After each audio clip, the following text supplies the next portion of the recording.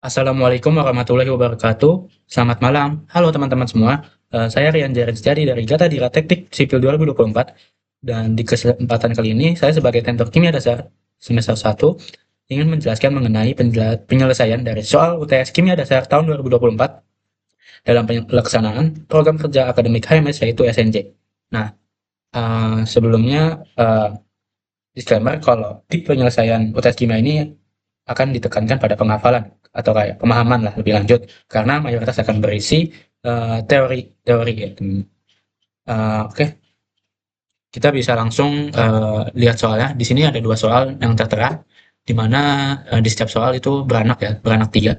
Jadi totalnya ada 6 soal sebenarnya. Tapi tidak masalah, akan kita bahas satu-satu ya teman-teman. Nah, di soal pertama itu di soal 1A jelaskan perbedaan larutan koloid dan suspensi terkait ukuran, kelarutan, sifat, dan metode pemisahan. Nah, eh, karena ini menjelaskan perbedaan, nggak masalah misalkan aku mau menjelaskan mengenai pengertian dari masing-masing ketiga ini, supaya ibaratnya teman-teman ini ada gambaran atau kayak ada pemahaman lah lebih lanjut mengenai dari tiga jenis ini, tiga ya pokoknya larutan koloid suspensi inilah pokoknya. Nah, yang pertama itu ada pengertian, walaupun emang di soal itu nggak ditulis ya terkait pengertian, tapi ini nggak apa-apa buat pengetahuan teman-teman aja. Nah, apa sih larutan itu? Larutan adalah campuran homogen yang terbuat dari dua zat atau lebih yang mana terdiri dari zat terlarut dan pelarut. Seperti itu ya teman-teman. Nah, kalau teman-teman bingung homogen ini apa? Homogen itu teman-teman, kalau dalam hal kimia itu adalah komposisi yang seragam lah istilahnya, atau di seluruh bagiannya itu atau di setiap titik ketika itu kayak tercampur merata lah dan uh, campur secara merata lah. Pokoknya dia kamu mau ngambil sampel dari kiri kanan atas bawah itu sama aja lah isinya, atau kayak atau kamu ngecek larutan itu manis atau enggak, dan kamu ngecek kiri kanan atas bawah itu sama dan kamu bisa menyimpulkan kalau larutan itu adalah homogen. Seperti itu teman-teman. Nah, untuk yang kedua adalah koloid. Koloid adalah jenis campuran heterogen yang terbentuk karena adanya dispersi suatu zat ke dalam zat lain yang dicampurkan. Nah, kalau teman-teman nanya heterogen itu apa, kalau heterogen itu adalah kebalikan dari homogen, artinya tidak seragam ya teman-teman, atau kayak komposisinya itu nggak sama ya teman-teman di setiap titiknya. Nanti aku kasih gambaran. Mungkin sekarang aja deh. Nah, tapi sebelum lanjut kita ke suspensi dulu. Kalau teman-teman nanya suspensi itu apa? Suspensi adalah campuran antara dua zat atau lebih di mana zat-zat penyusunnya masih dapat dibedakan satu sama lain tanpa menggunakan mikroskop. Maksudnya apa? Maksudnya dengan kita ngelihat uh, suspensi ini, kita bisa tahu kalau oh zat itu masih bisa dibedakan lah, atau misalkan um, ketahuan lah ini tuh zat apa sama apa, karena itu nanti ada dari ukuran, kelarutan, dan sifat-sifat lainnya. Mungkin aku bisa next ke ukuran ya teman-teman. Untuk yang ukuran dari larutan itu yang pasti sangat kecil banget ya teman, karena dia itu gimana ya maksudnya? Ya sangat kecil dan dia itu nggak bisa terlihat dengan mikroskop bahkan sekalipun. Sebenarnya kita maksudnya ini tidak terlihat dengan mikroskop ini maksudnya partikelnya ya teman-teman, bukan kita nggak bisa lihat larutannya, tapi kita nggak bisa lihat partikel-partikelnya itu. Ya, seperti itu teman-teman. Nah, untuk yang koloid itu 1 sampai 100 nanometer, di mana sedang tidak terlihat dengan mata telanjang, tapi kita perlu uh, mikroskop ultra lah yang bisa jadi alat bantu buat kita melihat dari partikel tersebut gitu loh teman-teman. Dan untuk yang suspensi itu besar, mudah terlihat dengan mata telanjang. Ukurannya ini 100 nanometer ya. Seperti itu teman-teman. Dan untuk yang kelarutan, zat zat larut sepenuhnya larut dalam pelarut. Partikel-partikelnya menyebar secara mata. Ini yang aku bilang tadi homogen hingga mencapai tingkat molekuler atau ionik, sehingga tidak ada endapan yang terbentuk bahkan jika didiamkan dalam waktu lama ya. Pasti ya teman-teman, kalau dalam larutan itu kita nggak pernah lihat ada endapan. Kalau ada endapan itu namanya bukan larutan ya, seperti itu. Dan untuk yang koloid, zat terlarut tidak sepenuhnya terlarut. Maksudnya apa? Partikel-partikel itu masih tersebar merata dan stabil, tetapi ukurannya lebih besar dari molekulnya, sehingga tidak bisa dikatakan benar-benar larut seperti pada larutan partikel koloid, tetap tersuspensi dan tidak mengendap. Nah, maksudnya gimana? Di apa namanya? Maaf. Di kok di kolot ini dia itu larutannya kayak masih apa ya? Masih ada lah, masih mondar-mandir, masih kelihatan partikel-partikelnya. Meskipun pakai mikroskop ultra ya. Jadi kalau kalau itu dia itu nggak terlarut, tapi dia tuh nggak mengendap juga. Jadi kayak tengah-tengahnya larutan sama suspensi teman-teman.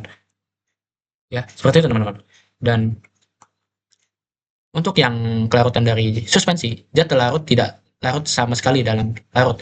Partikelnya tetap utuh dan akan mengendap ke dasar jika didiamkan. Nah, gimana, maksudnya gimana? Kalaupun kita udah aduk setengah mati, kita uh, pasti bakal bilang kalau larut apa namanya zat larutnya itu nggak akan terlarut atau akan terus mengendap di atas permukaannya ini. Seperti itu teman-teman. Ini oh ya, kebetulan aku ini kasih tambahan buat gambar dan contohnya nanti ini sebagai pengetahuan tambahan aja ya teman-teman. Dan untuk yang sifatnya itu bersifat homogen, artinya komposisi dan sifatnya seragam di seluruh campuran. Larutan tampak jernih dan transparan. Dan ya, yang udah aku jelasin tadi sebelumnya, kalau larutan itu bersifat homogen. Nah, untuk yang koloid, secara makroskopis, kalau koloid itu sering terlihat kayak homogen. Kita kalau melihat dari jauh tuh, sebenarnya tuh kalau koloid itu mirip kayak larutan. Tapi kalau sebenarnya kita makros pakai mikroskop, maaf, ya kita pakai alat bantu, itu bakal kelihatan teman-teman perbedaannya.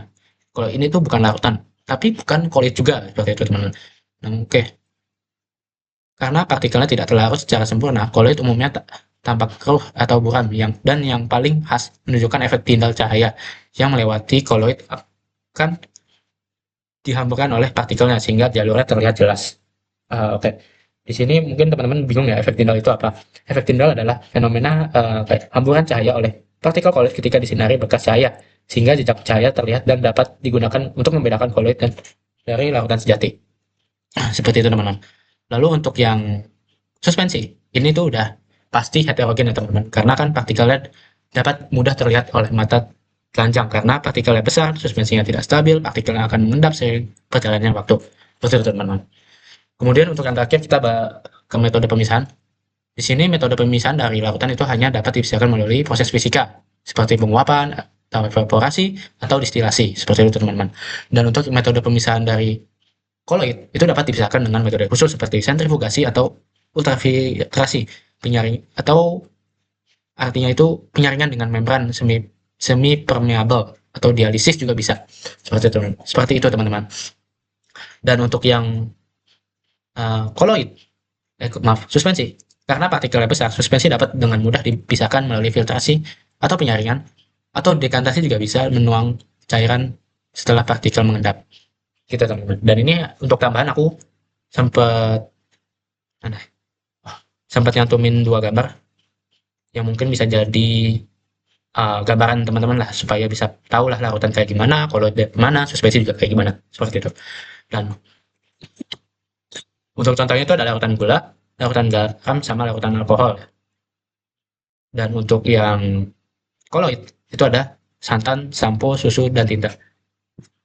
Dan untuk yang suspensi kita bisa jelas kalau kalau partikel yang apa maaf untuk yang mengendap itu pasti namanya suspensi kayak air pasir, air kopi, dan minyak air seperti itu teman-teman.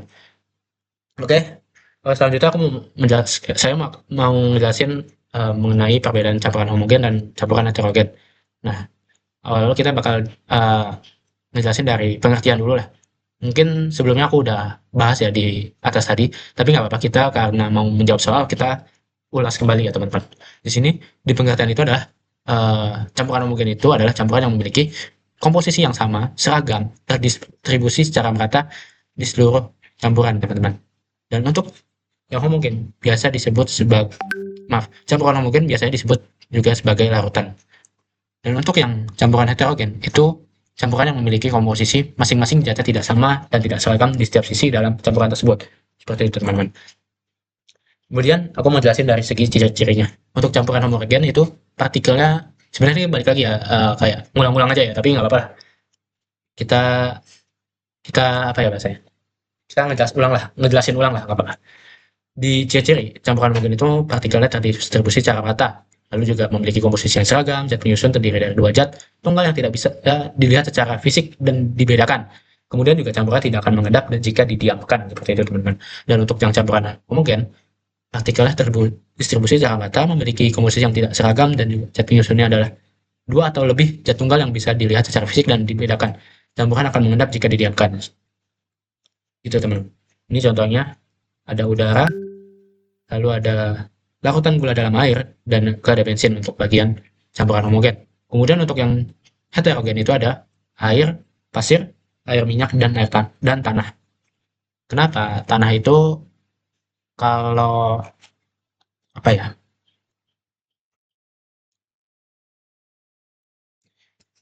Kalau kita lihat tuh setiap meter atau setiap senti bahkan itu bisa beda-beda sifat atau karakteristik dari tanahnya kalau kita belajar dari metan. Seperti itu teman-teman. Kemudian untuk yang C, sebutkan jenis koloid dan termasuk fase terdispersi, media terdispersi serta contohnya. Nah, di sini aku udah buat tabel-tabel ya untuk fase terdispersi yang padat, cair, dan gas. Nah, disclaimer, kalau sebelum jauh, kenapa sih? Kan kita lihat ya, ini kalau di, pad, di fase terdispersi padat, mediumnya itu ada padat cair gas, lalu di fase terdispersi cair itu ada padat cair gas juga. Dan sedangkan, tapi kalau di gas itu, kenapa nggak ada medium gas? Nah, alasannya itu fase terdispersi gas tidak memiliki medium pendispersi gas karena semua campuran gas adalah bersifat homogen. Definisi dari koloid adalah campuran yang bersifat heterogen, di mana partikel-partikel dari satu fase atau fase terdispersi tersebar merata dalam fase lain atau medium pendispersi, tetapi tidak sepenuhnya larut. Seperti itu teman-teman pesannya. Dan untuk nama-nama koloidnya udah aku cantumin juga. Untuk sol padat itu contohnya ada gelas berwarna, paduan logam, bisa kayak perunggu. Nah, untuk medium pendispersi dengan nama koloid sol itu ada tinta, sol emas, sol belerang, lem cair, pati dalam air. Lalu untuk medium pendispersi itu gas itu ada aerosol padat. Contohnya ada asap rokok, debu di udara, asap buangan knalpot. Dan untuk yang fase terdispersi cair itu medium pendispersi pada padat dengan koloid emulsi padat gel itu contohnya ada jelly, mentega, selai, agar-agar, latex, semir padat. Dan untuk yang medium pendispersinya cair ada dengan nama koloid emulsi dengan contoh susu, santan, minyak ikan, es krim, dan mayones. Untuk gas ini ada koloidnya ada aerosol cair, yaitu contohnya ada awan, obat semprot, air spray. Kemudian untuk yang fase terdispersi gas, untuk medium pendispersi padat itu ada buih padat atau busa padat, yang dimana contohnya ada karet busa, batu apung, styrofoam, biskuit, dan kerupuk. Kemudian untuk medium pendispersi cair itu ada buih cair atau busa cair. Contohnya ada busa sabun, pasta, krim, dan krim kocok. Maaf. Nah, ini emang agak banyak ya teman-teman. Tapi kalau saranku nggak mungkin dihafalin aja. Kalian mungkin hafalinnya yang bagian ini aja. Dan seenggaknya kalian kan udah paham kan ini apa tahu urutannya gimana. Jadi seperti itu teman-teman. Kalau saranku mending dihafalin bagian nama koloid sama contohnya aja. Karena kalian pasti intinya kalian udah bisa ngeraba-ngeraba atau kayak tahulah ini di chat ini tuh ada apa aja gitu teman-teman. Oke, jadi kita bakal lanjut ke nomor maaf soal 2A. Jadi di soal 2A ini adalah untuk kita disuruh untuk menggambarkan diagram perubahan fase air dan menjelaskan juga. Nah, kalau teman-teman tahu diagram perubahan fase air itu apa? Jadi di dalam uh, diagram ini adalah mempresentasikan gimana air itu sifat fisiknya itu bisa berhubungan. Maksudnya uh, diagram fase ini adalah kayak diagram yang menyatakan hubungan antara suhu, ini suhu, dan maaf, dan tekanan ya teman-teman. Kalau mungkin teman-teman udah dapet di SMA ya, aku nggak tahu kelas berapa, yang pasti biasanya di setiap SMA itu udah dapat ya untuk materi diagram perubahan fase air ini. Dan di diagram fase ini menyatakan batas-batas suhu dan tekanan di mana suatu bentuk fase dapat stabil. Dan juga diagram fase ini tipikal memiliki tekanan pada sumbu Y dan suhu pada sumbu X. Maksudnya di sumbu Y ini kita pakai apa ya indikator untuk di sumbu Y ini adalah indikatornya ada tekanan, dan untuk sumbu X ini adalah suhu, seperti itu teman. Dan saat kita melintasi garis atau surfa pada diagram fasa, terjadi perubahan fasa. Untuk bahasa simpelnya, misalkan kalau kita punya suhu di sini, tapi dengan tekanan segini, berarti fase dari air itu adalah fase gas. Kayak gitu teman-teman. Kalau misalkan titiknya ada di sekitar sini, berarti ini air itu pada di fase cair. Kemudian kalau di sini yaitu fase padat, seperti itu teman-teman. Dan di sini teman-teman, selain itu, dua keadaan zat hidup berdampingan dalam kesetimbangan pada garis atau kurva. Diagram fasa menggambarkan variasi antara wujud materi suatu unsur atau senyawa yang berkaitan dengan tekanan dan suhu. Dengan keterangan ini ada 6, maaf, ada 5. Jadi yang pertama itu ada titik triple. Titik triple itu yang tengah ini ya teman-teman. Batas di antara ketiga dari fase cair, fase padat dengan fase gas. Jadi definisinya, titik triple merupakan perpotongan antara garis di garis beku, garis sublimasi, dan garis sublimasi. Koordinat titik triple air adalah 0,098 Celcius atau 4,58 mmHg. Pada titik triple ketiganya bentuk fasa zat padat, cair, dan gas berada dalam kesetimbangan. Jadi di sini benar-benar setimbang banget nih. Kita kalau geser dikit aja udah masuk ke padat atau masuk ke cair atau masuk ke gas gitu teman-teman. Untuk titik kritis adalah titik pada diagram fasa di mana zat tidak dapat dibedakan antara wujud cair dan gas. Nih, karena saking udah apa ya bahasanya, tekanannya udah tinggi banget. Yang ini atau yang ini bagian ini itu adalah titik kritis. Maaf, maaf. Jadi titik kritis ini yang ini, maaf. Titik yang dimana zat cair sama gas itu udah dibedain karena udah istilahnya udah apa ya bahasanya, udah over lah, karena ada suhunya udah tinggi banget atau tekanan udah jauh banget. Ini di sini namanya ada fluida superkritis ya, seperti itu ya teman-teman. Nah, jadi pada kondisi ini dikenal sebagai fluida superkritis. Kemudian untuk yang warna hijau adalah kurva fusi pelelehan atau pembukuan. Kurva pada diagram fasa yang mewakili transisi antara wujud cair dan padat, dan padat.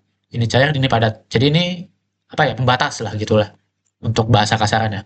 Kalau biru itu kurva penguapan atau kondensasi, di mana kurva pada diagram fasa yang mewakili transisi antara wujud gas dan cair. Yang ini nih, yang biru ya. Ini udah aku warnain juga kok sesuai gambarnya. Kemudian untuk yang merah ini adalah kurva sublimasi atau deposisi, yang dimana kurva pada diagram fasa yang mewakili transisi antara wujud gas dan juga padat. Ini yang ini ya, kelihatan ya, seperti itu teman-teman. Jadi diagram perubahan fase air ini nggak susah banget kok. Yang penting kalian tahu triple itu apa, titik kritis itu apa, terus ini aja ada fluida superkritis, terus sudah, intinya sebagai representasi atau penggambaran lah untuk gimana sih fase air itu berubah terhadap hubungan suhu dan juga tekanan, kayak gitu teman-teman. Semoga bisa dipahami ya teman-teman. Kemudian untuk soal B, jelaskan hubungan sifat fisika dan sifat kimia dengan perubahan fase dari suatu material. Di sini aku ngambil contoh material konstruksi yang paling terkenal yaitu besi ya teman-teman. Sebenarnya kalau aku mau ngambil besi, tapi kalau di SNJ tahun 2024 itu dia itu kayu. Jadi kalian bisa baca-baca juga kalau mau ngambil kayu atau mau ngambil besi, atau kalian mau juga mau pakai material yang lain ya, seperti itu. Nah, di sini ada dapat dibedakan dengan antara proses fisik dan proses fisika maksudnya, dan proses kimia. Untuk yang perubahan fasa yang pasti itu adalah proses fisika ya, di mana perubahan fasa adalah proses fisik. Komposisi kimia materi tidak berubah. Proses ini melibatkan transisi dari suatu fasa ke fasa lainnya, seperti padat ke cair atau padat ke gas atau sifat lainnya lah gitu lah. Dan juga sifat fisika di besi ini seperti titik lainnya itu ada di angka 1538 Celcius dan titik didih di 2862 Celcius. Ini sebenarnya lebih ke hafalan ya kalau menurutku. Kalian bisa bisa baca buku material, atau mungkin kalau kalian mau lebih mudah bisa pakai AI juga nggak apa-apa. Istilahnya yang penting kalian bisa hafal dari yang kalian ingin bahas atau kalian tahu seenggaknya. Di sini ada dua apa ya? Dua peristiwa atau dua fenomena yang dari jenis perubahan fasa ini. Pertama ada pelelehan ketika besi padat dipanaskan hingga titik lelehnya. Energi panas yang diserap menyebabkan atom-atom besi bergetar lebih kuat hingga ikatan antar atomnya melemah. Hal ini mengubah besi dari struktur padat yang kaku menjadi fasa cair di mana atom-atom bergerak lebih bebas. Seperti itu. Ini benar-benar pure teoritis banget. Jadi usahakan teman-teman buat baca atau lebih banyak mengulik lagi tentang material yang akan dibahas atau yang berdasarkan mengenai ilmu kimia atau ilmu fisika seperti perubahan fasa ini. Kemudian ada transformasi kristalografi. Besi juga mengalami perubahan fasa unik lainnya seperti perubahan struktur kristal dari body centered kubik atau BCC menjadi fase centered kubik FCC pada suhu tertentu. Ini adalah perubahan fase fisik karena atom-atom tetaplah atom besi, hanya susunannya saja yang berubah. Seperti itu, teman-teman. Kemudian karena kita menjelaskan sifat kimia, aku juga juga apa ya bahasanya? Menjelaskan lah terkait sifat dari kimia itu. Sifat yang mana akan menjadi penentu dari sifat fisika tersebut. Dari besinya ya pokoknya teman-teman. Meskipun perubahan fasa adalah proses fisik, sifat kimia materi memainkan peran penting dalam menentukan nilai-nilai fisik yang akan diperlukan untuk perubahan fasa. Sifat-sifat kimia ini adalah karakteristik fundamental materi seperti jenis ikatan kimia. Jadi, perubahan fasa itu emang pada dasarnya emang sifat fisika. Tapi, sifat kimia ini juga berperan penting atau bisa dibilang kayak memainkan peran penting untuk melakukan perubahan fasa dari sifat fisika besi tersebut gitu teman-teman. Kemudian di sini ada dua sifat atau dua jenis yang aku bawa, dua apa ya bahasanya, dua penjelasan yang aku bawain, di mana di ikatan logam besi memiliki ikatan logam yang sangat kuat antara atom-atomnya. Kekuatan ikatan ini adalah sifat kimia yang membuat besi memiliki titik leleh yang sangat tinggi. Dibutuhkan energi dalam jumlah besar untuk memecahkan ikatan ini dan mengubah fasa besi dari padat menjadi cair.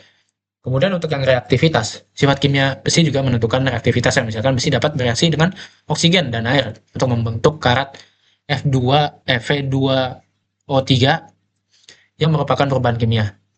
Reaktivitas ini bisa dipengaruhi oleh fasa besi. Besi cair dengan atom-atom yang bergerak lebih bebas cenderung lebih reaktif daripada besi padat. Jadi, teman-teman, di perubahan fasa adalah proses fisik yang dikendalikan oleh sifat fisika, tetapi nilai-nilai kritis atau dari sifat fisika tersebut ditentukan oleh dasarnya dari sifat kimia dari material tersebut. Yang kita jelaskan tadi besi, perubahan fasa tidak mengubah komposisi, sedangkan perubahan kimia mengubah materi menjadi zat yang lebih baru lagi. Gitu teman-teman. Oke, kita lanjut ke soal C. Oke, aku lanjut ke soal C. Di soal C ini teman-teman, jelaskan perbedaan antara ikatan ionik, ikatan kovalen, dan ikatan logam. Berikan contoh.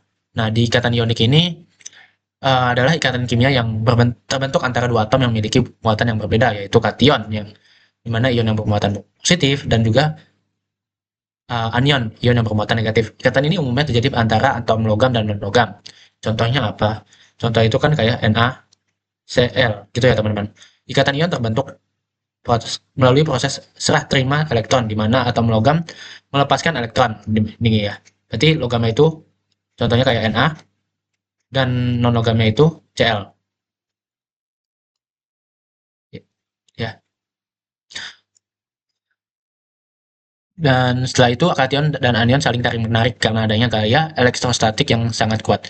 Akibatnya keduanya mencapai konfigurasi elektron stabil, biasanya menyerupai konfigurasi gas mulia. Nah, jadi kalau kita tahu kalau Na itu kan eh, apa ya namanya? Elektronnya itu kan ada 11 ya 11 281. Dia kelebihan satu elektron. Kemudian di Cl itu dia kan punya elektrovalensi seperti 287 ya. Ya ini maaf, mereka kedua ini kan belum stabil ya teman-teman. Belum stabil. Maka yang logam dia itu menyerahkan kepada Cl supaya dia lebih stabil dan dia akan saling terikat untuk membentuk gaya tarik menarik lah intinya untuk karena adanya gaya elektrostatik yang kuat. Nah, nah satunya kan udah serahin ke Cl-nya. Jadi Cl kan jadi stabil. Dan 28 ini udah stabil karena satunya udah hilang dan ini 288 jadinya stabil. Seperti itu teman-teman. Ikatan ionik dipengaruhi oleh energi Kisi, yaitu energi yang dilepaskan ketika ion-ion bergabung membentuk kristal ionik. Besar kecil energi bergantung pada ukuran ionik serta besar muatan ion. Ikatan ionik biasanya memiliki ciri-ciri seperti mudah larut dalam air, dalam pelarut polar, dapat mengantarkan listrik ketika berada dalam larutan atau dalam bentuk lelehan, dan memiliki titik leleh. Ini contohnya ada, aku ngambil NaCl yang lebih mudah, dan juga KCl ya teman-teman. Seperti itu. Ini aku udah ngasih gambarannya juga. Ada Na sama Cl. Ya, seperti itu. Ini kan Na-nya ngasih satu elektron, dia jadi stabil. Kemudian yang Cl-nya nerima, dia juga stabil. Gitu teman-teman. Kemudian aku mau bahas yang ikatan kovalen. Ikatan kovalen adalah ikatan yang terbentuk dari pemakaian bersama elektron oleh dua atau lebih atom non-logam. Ikatan kovalen ini dibedakan berdasarkan jumlah pasangan elektron dan kepolarannya. Pada ikatan kovalen, setiap elektron dalam pasangan elektron yang digunakan bersama ditarik oleh inti dari kedua atom non-logam. Gaya tarikan elektron ke inti inilah yang mengikat dua atom tersebut sehingga terbentuklah ikatan kovalen. Maaf, ikatan ini memiliki sifat mudah menguap. Titik didih dan leleh rendah hanya larut dalam larutan organik. Isolator terhadap listrik dapat berupa cairan, gas, atau padatan. Nah, ini ada contohnya. Karena kalau tadi kan serah terima elektron ya teman-teman. Kalau sekarang itu jatuhnya sama-sama make. Jadi di sini H ini kan awalnya punya satu elektron ya. Dia tuh belum stabil, tapi dia butuh elektron, untuk menstabilkan eh, dari atomnya tersebut. Sedangkan Cl ini juga kekurangan. Jadinya mereka berdua ini saling menggunakan bersama elektronnya. Nah, untuk kovalen tunggal ini contohnya ada HCl atau H2O, kayak H2 atau lain sebagainya. Kemudian untuk yang rangkap 2 itu sebenarnya konsepnya itu mirip sama sebelum-sebelumnya. Untuk yang rangkap 2 ini dia ketika atom berbagi 2 PeB. Oh ya, PeB itu adalah apa PeB itu? Pemakaian elektron bersama, maaf. Ya, itu ya. Pemakaian elektron bersama. Gitu, teman-teman. Nah, ini kita lihat tuh. Ini supaya O ini stabil, kita butuh 2 elektron. Kita minjem ke C. Tapi C juga minjem. Ibarat kita sama-sama saling membutuhkan lah. Supaya ketiga atom ini bisa bersatu dan membentuk suatu ikatan yang namanya ikatan kovalen rangkap 2. Kemudian di ikatan kovalen rangkap 3, ketika atom berbagi 3 Pb itu ada contohnya N2. Nah, supaya N ini masing-masing stabil, mereka itu saling memakai bersama supaya bisa bisa stabil gitu dan saling mengikat antara kedua N-nya. Jadinya kan N2 gitu teman-teman. Kemudian untuk yang ikatan kovalen koordinasi ketika ada atom yang berfungsi sebagai pendonor dan penerima. Contohnya SO3, HNO3, dan NH3. Nah, di O ini kan ada dia itu maaf. Oh ya. Jadi di N ini kita lihat ada ikatan kovalen rangkap 2 dan ikatan kovalen rangkap tunggal. Nah, ini disebut kovalen koordinasi karena ada yang sebagai pendonor dan juga sebagai penerima gitu teman-teman. Kemudian ada ikatan kovalen polar, ikatan yang terbentuk ketika pasangan elektron yang digunakan bersama-sama tertarik ke salah satu atom karena adanya perbedaan elektronegatifan. Terjadi pada dua atom berbeda dengan adanya dan adanya pasangan elektron bebas. Contohnya kayak PCl3, H2O, dan NH3 ya teman-teman. Kemudian kemudian ada nonpolar. Nonpolar itu ikatan yang terbentuk ketika pasangan elektron yang digunakan bersama-sama dari atom yang memiliki elektronegatifan yang sama kuat, sehingga tidak ada elektron yang cenderung atau ke salah satu atom saja. Biasanya sering kali terjadi pada atom yang sejenis seperti H2, O2, atau N2, atau kita bisa disebutnya molekul diatomik yang ada dua-duanya ini ya teman-teman. Tidak dapat tidak dapat tidak terdapat pasangan elektron bebas seperti CCl3, PCl5, dan SF6. Kemudian aku mau ngejelasin untuk yang ikatan logam. Ikatan logam itu sebenarnya simple ya, kayak logam sama logam. Ikatan logam adalah ikatan jenis kimia yang terjadi karena adanya tarik dan menarik antara ion-ion yang bermuatan positif dan dengan elektrovalensi yang terdelokalisasi atau bergerak bebas. Ikatan logam ini menjelaskan salah satu teori, yaitu teori awan elektron atau lautan elektron yang ditemukan oleh Drude dan Lorentz. Menurut teori ini, setiap atom logam yang melepaskan elektron valensnya akan membentuk awan elektron atau lautan elektron yang mengelilingi ion positif pada atom yang tidak berubah tempatnya. Elektron valensi yang dilepas tidak terikat oleh ion-ion logam sehingga dapat bergerak bebas terdelokalisasi pada semua ion logam. Ikatan logam memiliki beberapa sifat seperti dapat mengatakan listrik dan panas dengan baik, bersifat duktilitas, berkilau, memiliki titik tinggi dan juga titik leleh yang tinggi. Nah, untuk contohnya itu ada aus atau emas dan tembaga. Karena ini benar-benar apa ya? Sebenarnya emas itu kan nggak apa ya? Emang masuknya logam, tapi karena dari emas itu hampir sebagian besar itu adalah isinya emas, jadinya bukan sebagian besar, bahkan 100% itu emas. Kita bisa mengkaitkan itu atau mendefinisikan itu sebagai uh, ikatan logam. Lalu juga ada tembaga atau cewek yang dapat digunakan sebagai kabel listrik dan juga dan lain-lain. Nah, mungkin dari soal dua ini memang lebih butuh pemahaman konsep yang sebenarnya harus dipahami secara secara mendalam, dan juga perlu adanya hafalan-hafalan ya teman-teman, karena kimia ini sebenarnya nggak begitu susah, tapi menurutku yang paling agak ribet ini memang di hafalannya. Tapi untuk menurutku di prediksi tahun depan itu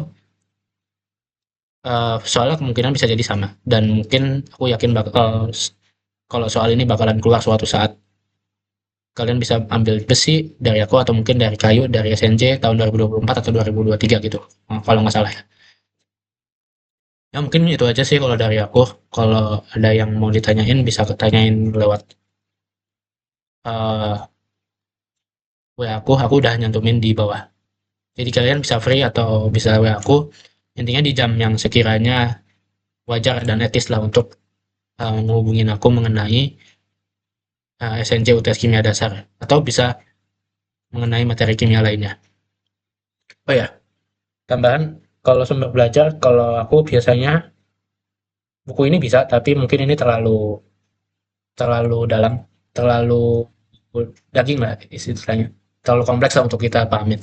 Sebenarnya bisa lewat YouTube atau bisa lewat materi SMA, sebenarnya nggak jauh-jauh juga. Bahkan ini mungkin aku bakal bisa bilang ini 70 atau 80% itu mirip di SMA sih. Kayak pengulangan aja sih sebenarnya. Kalau kalian menguasai di SMA, insya Allah kalian bisa ngerjain dari teori-teori yang di atas semua ini. Begitu sih kalau aku. Mungkin itu aja sih dari aku. Lebih di apa ya? Ditekankan aja pemahaman sama, kalau nggak bisa, kalau udah bisa paham, kalau bisa dihafal juga. Tapi jangan kalian ngafal tanpa memahami dari isi dari SNJ ini. Gitu sih. Oke, sekian dari aku. Kurang lebihnya mohon maaf kalau misalkan aku ngejelasinnya kurang jelas atau kurang mengenakan atau kurang dipahami lah. Mungkin bisa tanya-tanya aku di nomor yang aku tertera di bawah itu. Ya, oke. Sekian dari aku. Terima kasih banyak sudah nonton video ini. Wassalamualaikum warahmatullahi wabarakatuh. Selamat malam semuanya.